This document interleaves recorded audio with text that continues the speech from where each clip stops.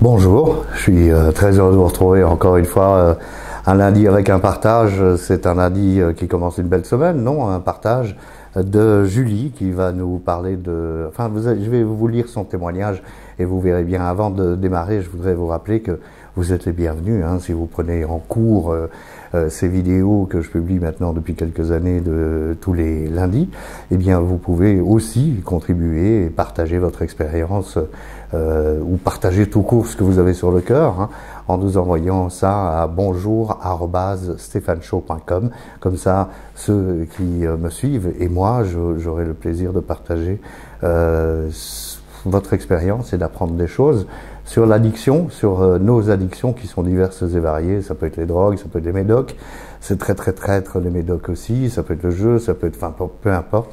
Et l'alcool qui est bien sûr l'addiction la plus répandue dans nos sociétés.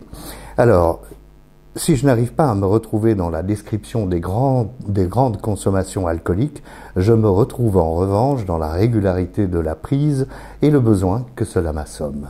C'est Julie qui nous dit ça pour démarrer. Bonjour Julie. Oui, ou bonsoir, en fait, je ne sais pas du tout à quelle heure vous regardez la vidéo. Merci beaucoup d'avoir partagé ça, parce que vous me dites aussi, je bois tous les soirs depuis 5 ans. Une demi-bouteille, voire les 3/4 d'une bouteille de vin. Ma consommation n'a ni diminué, ni augmenté avec le temps, quoique je boive plus lorsque je suis en soirée, en soirée. L'alcool ne me manque pas en journée, mais j'en ai besoin pour dormir. Sans ça, je peux rester éveillé la majeure partie de la nuit. Je travaille et je dois me lever le matin. Alors ça, je fais juste un break médical. Non pas que je vous rappelle, je suis pas du tout médecin et professionnel de la santé, mais tous les professionnels de la santé vous le diront, l'alcool ne donne pas un bon sommeil. Au contraire, ça perturbe le sommeil. Avant de boire, je fumais du cannabis, mais j'ai arrêté cette consommation il y a juste 5 ans. Bravo pour l'arrêt du cannabis.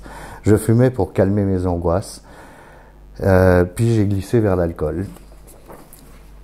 À mon humble avis, l'alcool est tellement répandu que finalement on se sent moins coupable.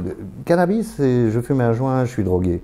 Et c'est moins accepté. Alors que finalement une addiction en vaut une autre, de toute façon. Mais oui, l'alcool c'est plus accepté. C'est surtout sournois et il y a ce fameux déni. Et j'ai envie de dire, Julie, que vous êtes dans le déni conscient. Et ça, je trouve absolument fabuleux parce que c'est vraiment le premier pas. J'ai essayé il y a quelques semaines de prendre un rendez-vous dans un centre pour faire un point sur cette consommation qui me dérange. Je ne devrais pas avoir besoin de boire tous les jours, et en effet, on ne devrait pas avoir besoin de boire tous les jours, puisqu'on sait que ça n'apporte pas de solution, mais plus de problèmes. En fait, je ne devrais pas avoir besoin de boire du tout. Mais il n'y a pas de rendez-vous disponible les week-ends et je ne peux pas me libérer la semaine à cause de mon travail. Alors là, je me permets de faire le papy qui vous gronde en disant c'est pas une raison. Il est possible de quitter le travail pour une raison médicale et prendre un rendez-vous. Ça, c'est mon opinion. Mais bien sûr, je ne l'ai pas fait quand j'étais en pleine consommation. Concernant ma situation, je suis seul depuis longtemps avec mes 2 enfants et j'ai beaucoup apprécié votre vidéo sur l'alcoolisme et ses mécanismes chez les femmes à ce propos. Bah oui, c'est vrai que les femmes seules, on se rend pas compte quand on est un mec de ce que c'est de vivre comme une femme seule et de porter toute la charge des enfants, émotionnelle, financière, de travail, d'occupation. C'est terrible. Chapeau à celles qui le font. Je suppose que l'on peut dire que je suis alcoolique, mais j'ai besoin de l'entendre. Julie, je ne sais pas si vous voulez que je vous le dise. Vous buvez une demi-bouteille tous les soirs, la quantité n'augmente pas, mais est-ce que c'est pas vraiment de l'alcoolisme, ça? Moi, je pense que oui. En tous les cas, moi, c'est comme ça que je buvais aussi au début. Donc, faut se méfier. C'est vraiment un signe d'alcoolisme, à mon avis. J'avais envisagé d'en parler à mon médecin et de faire évaluer mes gamma-GT. Tout ce que vous dites à votre médecin est une bonne idée. N'hésitez pas à poser des questions. Ils sont là pour nous aider, vous savez. Et je le dis aussi parfois, si vous n'êtes pas content du médecin que vous avez, c'est un peu comme les plombiers, quand il vient pas au rendez-vous, écoutez, vous changez de plombier.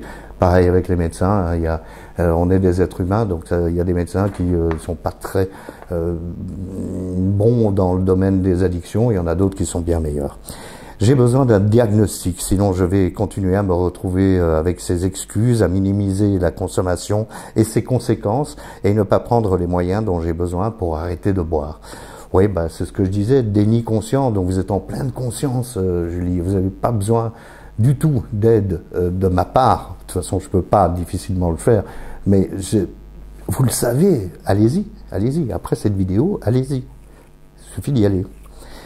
Je ne peux pas boire pendant quelques jours, exceptionnellement, mais ces pauses sont très rares. C'est aussi une grande conscience. Ça prouve que vous savez tout, il n'y a plus qu'à y aller, il suffit d'aller demander de l'aide. Vous êtes la première personne à qui je parle à cœur ouvert de ce problème et je me sens un peu honteuse. Non, non, non, non, moi je dis que nous, les addicts, on est 11 000 maintenant, hein, 11 000 à suivre ces vidéos et on est 11 000 humains à avoir honte. Ben oui, mais il faut quitter cette honte. On ne peut pas vivre avec la honte parce que c'est pas honteux, c'est une maladie. On a un problème d'addiction, on a des problèmes de troubles mentaux, entre guillemets, hein. On n'est pas débile pour autant, mais voilà, des troubles de sensibilité, d'émotion, etc. Mais je le fais avec conscience parce que vous avez su dépasser votre addiction et que vous êtes ouvert pour aider les autres. Merci mille fois, Julie, et surtout pour vos gentils mots. Je pense que je suis ouvert comme la majorité d'entre nous, les abstinents, nous sommes ouverts. Certains sont un petit peu extrémistes, mais la réalité, c'est qu'on a tous envie que tous les addicts de la planète sortent de leur addiction et arrêtent les produits qui sont réellement dangereux, dont l'alcool fait partie, bien sûr, c'est un produit extrêmement dangereux. Quand on est addict, on boit en général une demi-bouteille de vin par soir, oui, et puis parfois 3/4 de bouteille de vin, oui, et parfois on ouvre la deuxième. Donc je dis, voilà, vous savez tout, vous êtes suffisamment intelligente et forte pour vous rendre compte que il n'y a plus qu'à. Il n'y a plus qu'à aller demander de l'aide aux professionnels de la santé. Faites-le. N'attendez pas, je ne sais pas ce que vous attendez. Quand vous avez fini de regarder cette vidéo, allez-y. Voilà. Et nous, on se retrouve tous, vous aussi, Julie, lundi prochain. Bonne semaine.